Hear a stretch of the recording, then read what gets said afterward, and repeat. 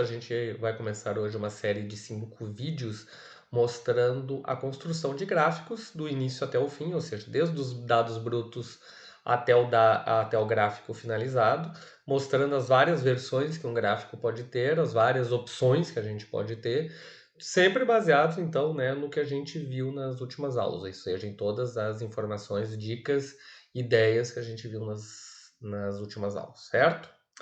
Então, começando com esse aqui, imagine então que a gente tem a seguinte questão de pesquisa. Objetivo: qual é a renda das famílias dos graduandos das universidades federais da região sul? Estão entrando somente os mais ricos? Estão entrando os mais pobres? Ou seja, eu quero responder a essas questões com o meu gráfico. Então, eu fui atrás de dados brutos, ok? A fonte é Andifes 2018, na região sul, ou seja, na Rio Grande do Sul, Santa Catarina e Paraná, dos institutos federais de ensino superior, instituições federais de ensino superior. Então, eu tenho aqui na região sul de 0 a 1 salários mínimos, de 1 a 2, 2 a 4, 4 a 6, 6 a 10 ou mais de 10 salários mínimos. Quantos estavam em 2010, quantos em 2014, quantos em 2018, ok? Esses são meus dados.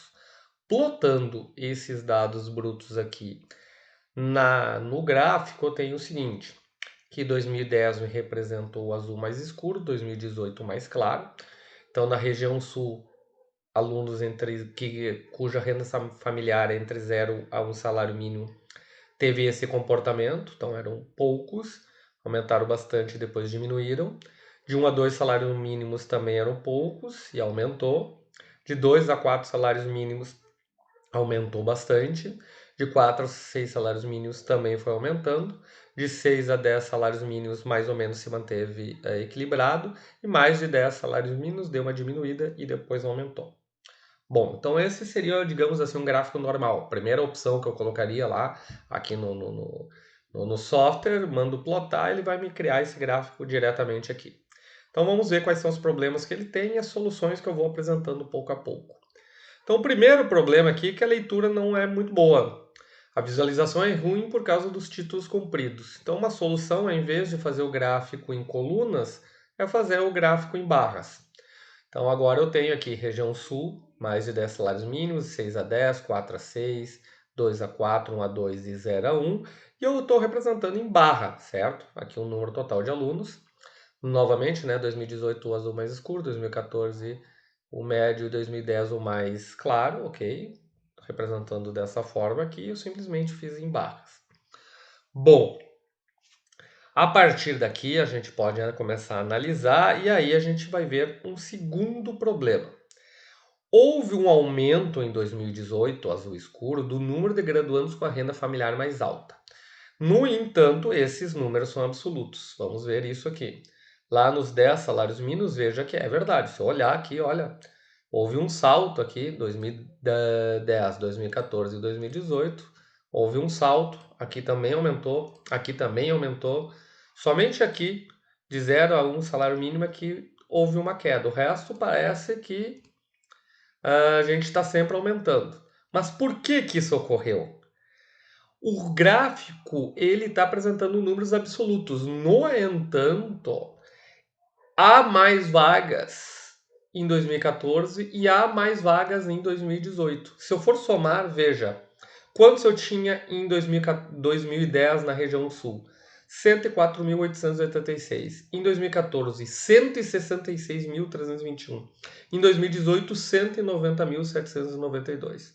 Isso aqui basicamente por causa do incremento dos IFES, né? Bom, não tem como eu comparar do 104 para o 190, é quase o dobro, certo?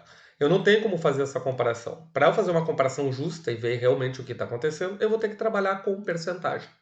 Então, com números percentuais. Então, como é que se faz a percentagem? Então, vou ver aqui 6.429 em 2010, que recebiam de 0 a 1. Eu sei que o 100% é o 104 mil.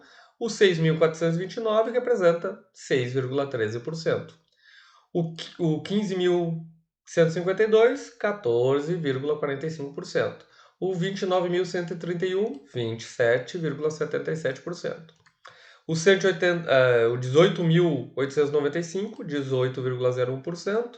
o 11.171, 10,65%, e o 22.097, 21,07%. Faço a mesma coisa para 2014, agora o meu 100% é 166 mil. Faço a mesma coisa para o 2018, agora o meu 100% é 190 mil. E aí eu vou ter esses dados aqui, essas percentagens aqui. Vou plotar e eu tenho a seguinte situação, certo? 2018 escuro, o médio 2014, 2010 o mais claro. Então, o que acontece entre 0 a 1 salários mínimos? Eu tinha esse percentual aqui, percentual agora, ó, certo? Percentual. Eu aumentei bastante em 2014 e teve uma queda brusca em 2018. De 1 a 2 salários mínimos, eu tive uma melhoria e uma pequena queda.